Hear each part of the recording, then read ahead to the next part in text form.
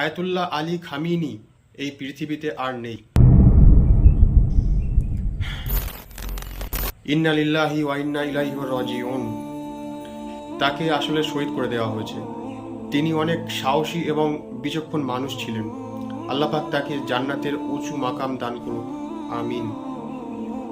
আর তার শহীদ করার পিছনে তার নিজ দলের মানুষগুলোরই হাত আছে, কারণ ভিতরে সাহায্য ছাড়া কখনোই তাকে মারা সম্ভব ছিল না। কেউ হয়তো গাদ্দারি করেছে তার সঙ্গে, কেউ হয়তো তার সঙ্গে থেকে থেকে তার লাইভ লোকেশন, সে কোথায় যাচ্ছে, কি করছে, সমস্ত খবর ইসরায়েল এবং আমেরিকাকে দিচ্ছিল। তাদের দলের মধ্যেই তাদের আসল শত্রু লুকিয়ে আছে, যে তাদের সমস্ত খবর, কি করছে না করছে, সমস্ত খবর ইসরায়েল এবং আমেরিকাকে দিচ্ছে।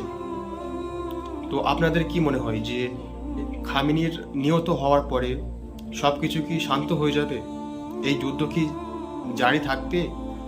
আপনাদের কি মতামত আপনারা কমেন্টে প্লিজ শেয়ার করবেন। আল্লাহ হাফিজ।